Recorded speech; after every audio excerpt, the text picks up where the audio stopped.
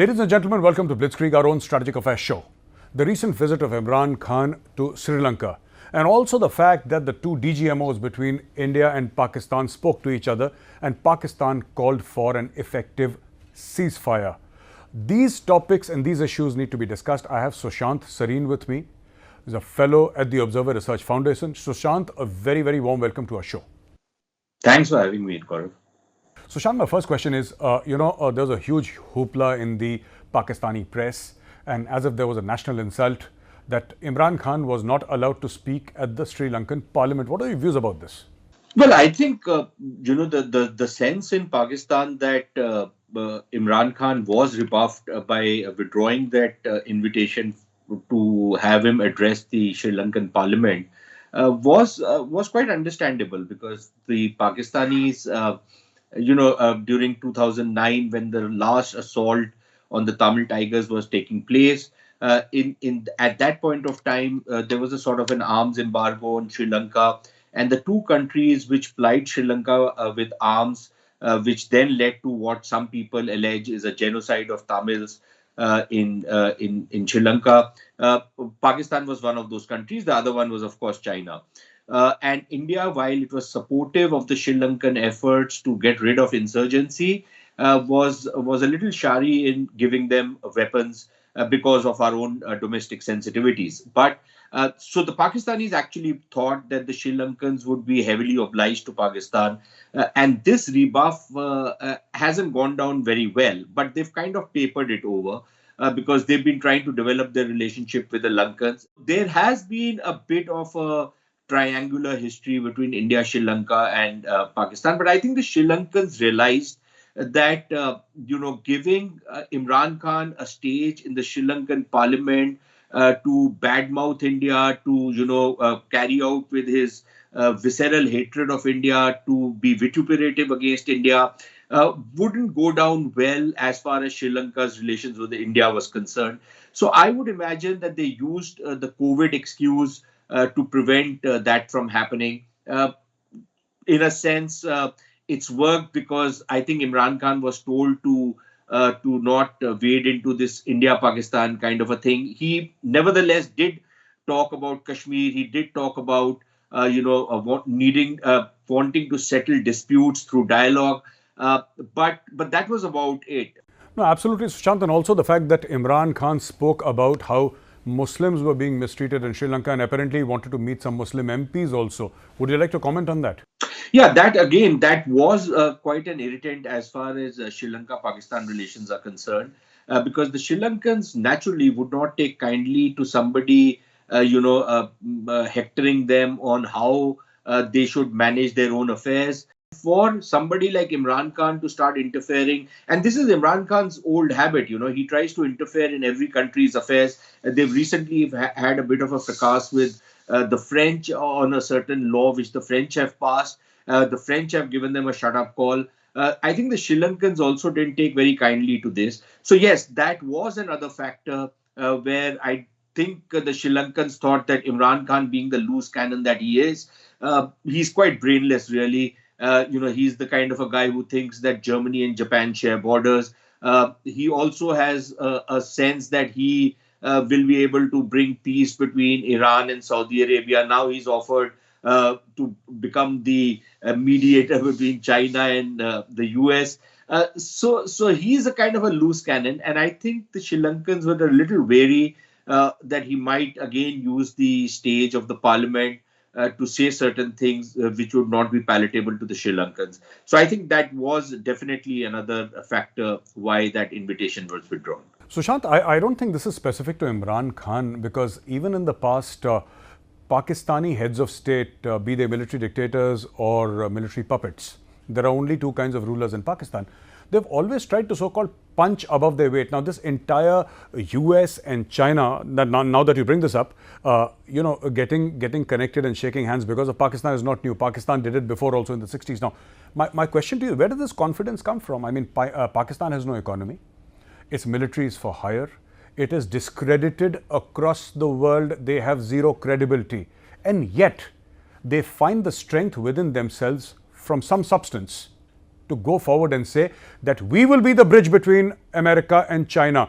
Now, I spoke to a Pakistani this morning and I asked him, he's a journalist friend, and I asked him, does Beijing not have an ambassador in Washington, or does Washington not have an ambassador in Beijing?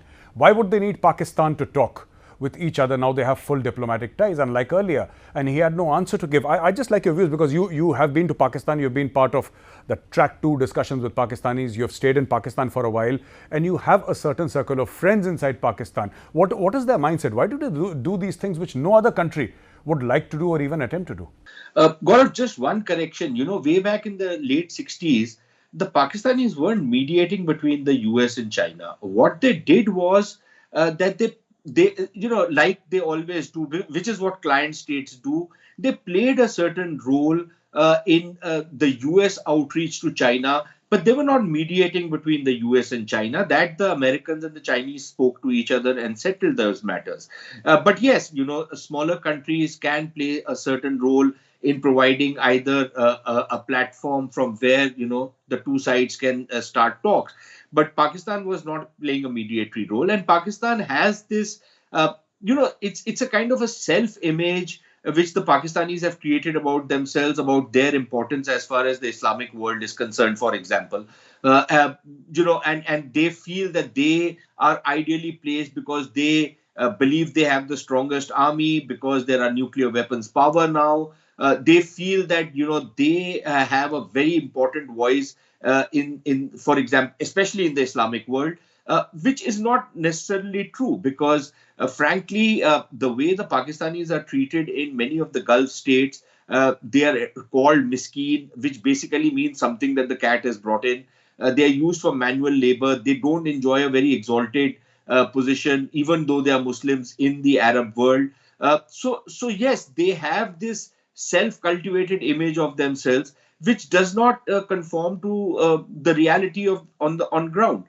What goes of Pakistan in trying to offer this kind of a role, and they think that by offering this, they will be able to walk the middle ground. What they don't understand is they end up riling up both sides in many ways. Sometimes either side feels that, okay, fine, if these guys are offering themselves, let's see what they can bring to the table. But frankly, there is very little the Pakistanis can bring. But between, for example, the US and China, I don't know. I think it's basically a psychological disorder, nothing more, nothing less. Pakistan claims friendship with China. Just a rhetorical question, just something that I am asking you from the back of my mind. Would Pakistan actually have expected China to make a couple of phone calls and say that Imran Khan, Niazi the Great, is going to Sri Lanka and he should be given a special protocol treatment and should be allowed to address the parliament, because the Chinese obviously have significant investments in Sri Lanka, and there was talk in the Pakistani media that China is behind this. Imran Khan also claimed that he's sort of he was quoted as claiming, not that I heard him quote, but he was quoted as claiming in the Pakistani media that he's carrying a special message from the Chinese. He tried to play the Chinese courier boy also. So, what do you think about it? Could the Chinese have made a couple of phone calls to the Sri Lankans and said, no, our boy Imran Khan is coming, treat him well? No, I don't think so. I don't think the Chinese would have done any such thing. And frankly, the Chinese don't need Imran Khan to carry a message for themselves. For them, I think the Chinese have their ambassador in Sri Lanka. The ambassador has access to the highest quarters. The Sri Lankans remain in close contact with the Chinese. So I don't think that the Chinese would push any buttons to get Imran some kind of special treatment. I would be extremely skeptical of any such news which would be coming out, because that's not the way the Chinese actually do their diplomacy. Yes, Imran did. Look at the cluelessness of the man. He invited the Sri Lankans, and this is, I'm quoting from the Pakistani press, to become part of BRI. But Sri Lanka is already part of BRI. What is the Hambantota port if it is not part of the BRI? I think all of those factors probably determine what comes out of his mouth. But frankly, I don't think the Chinese would have been in this game. Yes, this whole business about offering the Sri Lankans to join CPEC, use CPEC to reach out to Central Asia. Look, Sri Lankans have been a trading nation. The Sri Lankans are nobody's fools. They know the worth or the lack of it of CPEC. They know what kind of markets they will have or will not have as far as Central Asia is concerned. What will the Sri Lankans sell out there? What will the Sri Lankans buy from there? But CPEC is, one of those things which the Pakistanis will mouth wherever they go because nobody else is buying into it. So wherever they go, and the easiest way to actually please Pakistanis, whether in Pakistan or outside Pakistan, is to say that yes, we are interested in CPEC. Now, all the Europeans, everybody else keeps saying that to the Pakistanis. The Pakistanis get chuffed up about it. But at the end of the day, what does it mean? It means nothing. There is no investment coming into Pakistan. It's a road which really leads to nowhere. It goes through nowhere. So what is this whole thing about becoming part of CPEC? Nobody really knows what it means. And CPEC access to Central Asia, can be through many other routes. The Sri Lankans don't necessarily need to use CPEC to access Central Asia. And that access is not likely to come about, at least in the near future, if at all it will come about. Economy is failing. They are taking loans like there is going to be no tomorrow. They have no way to pay back those loans. The rate of growth of the economy is lower than the rate of growth at which they are taking debt or acquiring debt. There is no way they're going to be able to manage to pay off these loans. Their debt servicing obligations are rising on a daily basis. They are going around not just with a begging bowl, but they're going around pleading to the rest of the world for debt forgiveness. And yet they have this overweening image about themselves. The things are not adding up. There was an article in Dawn News a few days back that Pakistan has seen a 28% drop in FDI. And this is basically from China, because China is the only country that seems to be investing in Pakistan if anybody else is. If anybody else is. What I'm trying to say here is that Pakistan is getting a hammering even along the CPEC. What makes Pakistan sell CPEC? Is there a lack of alternatives because it has no other story to tell? Because every country should have some story to tell people that we are a sovereign nation and we're doing well for ourselves. Pakistan has no story. So this, in spite of the 28% drop, which is very significant, it's almost one third of drop in FDI, which is massive. Pakistan keeps on selling this CPEC dream to its own people, and CPEC has stalled, by the way. That is what the Pakistani media reports seem to suggest. CPEC has stalled. What are your comments, Sushant? Yeah, that's true. And that's the factual position. Now, of course, General Pizza or Asim Bajwa, as he is known, he's trying to do the hard sell. He's trying to talk up this whole CPEC business. But frankly, there is no investment coming in. The Chinese were investing, and even the Chinese investment, Gaurav, if you look at it, technically, what the Chinese claim what the Pakistanis claim is Chinese investment very often turns out to be Chinese loans. And if you look at the data, that is what it suggests. Now, what the Pakistanis claim is investment. The Chinese claim, the Chinese are not showing it as an investment. So there is a disconnect out there as well. But yeah, I think the more important question is, what is the Pakistan story? There is no story to sell. So frankly, the Pakistanis really have no economic story to sell. And it's they're just carrying on they're leveraging themselves. They're carrying on debt. But the payback time is coming, and every time the payback time comes, you see the kind of how they run helter skelter to try and scrounge some money from somewhere. Even today, there's been a report that in the last 6 months they have taken on an average more than $1 billion a month in foreign debt. And I'm not even talking about domestic debt right now. So $1 billion a month in foreign debt. This is partly to pay off old debt, but partly they are acquiring new debt. Now, when you have to pay off old debt by taking new debt, and on top of that, you're taking more debt, how will you ever be able to pay it back?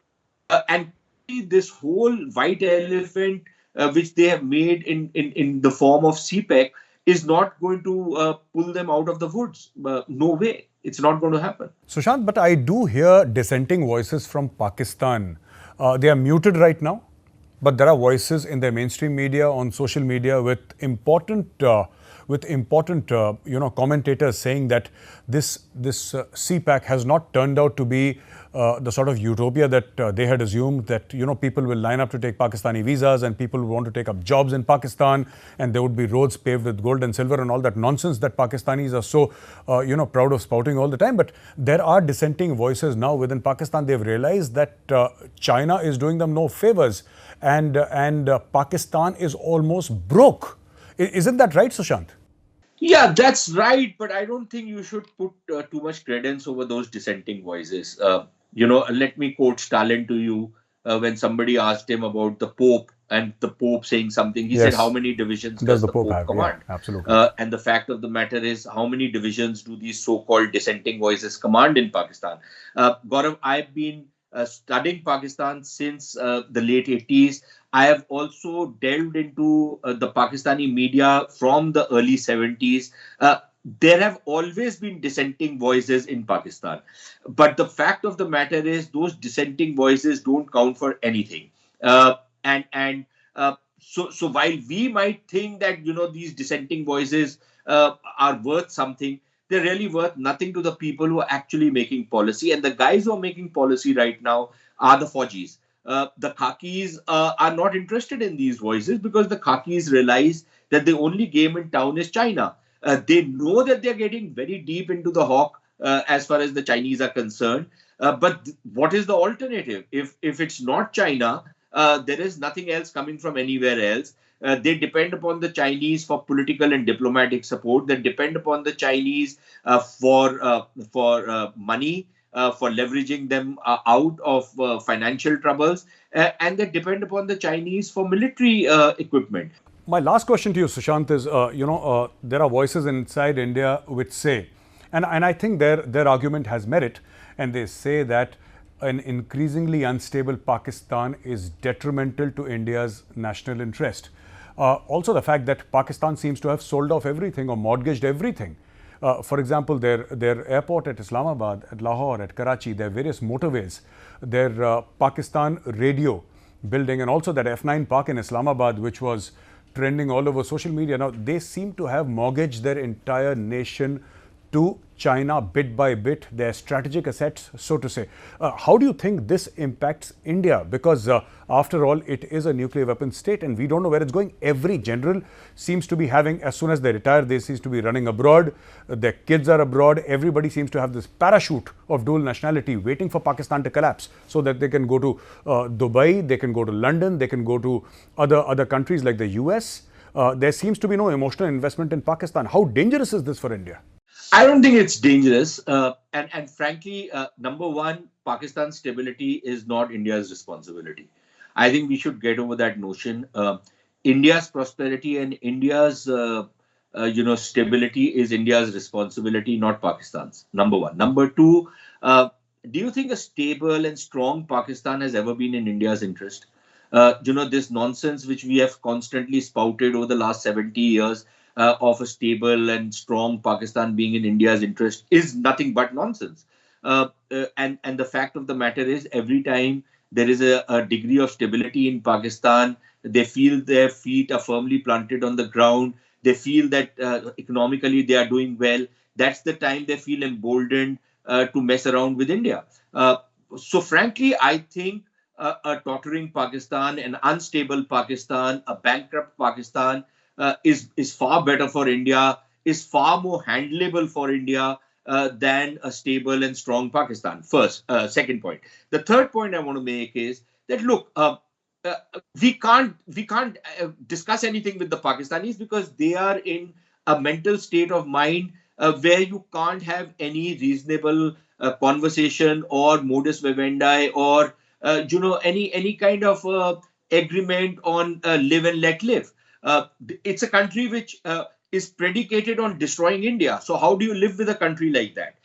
So I would rather destroy that than suffer the Prithviraj Chauhan syndrome, that I will keep picking them up and then letting them fight against me and then fighting back against them. I'm not interested in that game anymore.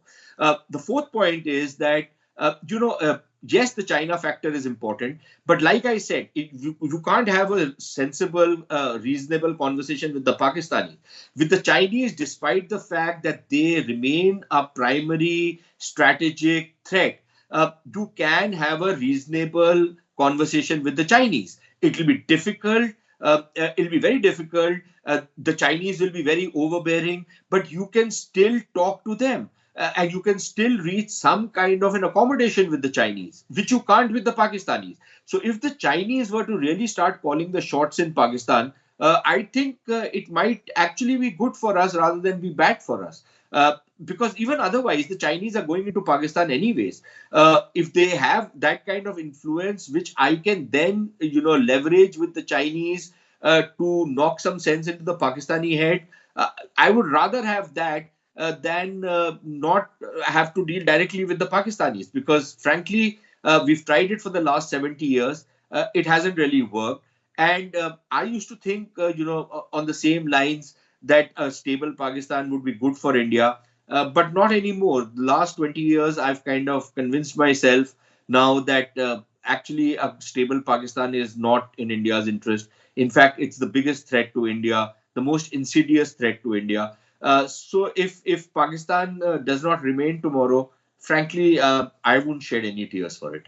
Thank you very much for joining us, Sushant. Ladies and gentlemen, with Sushant Sareen discussing what's happening inside Pakistan. We started off with Imran Khan's visit to Sri Lanka and the failure of that visit. We spoke about, what is happening inside Pakistan, how Pakistan remains unstable, how it is in a grip of loans and staring at bankruptcy.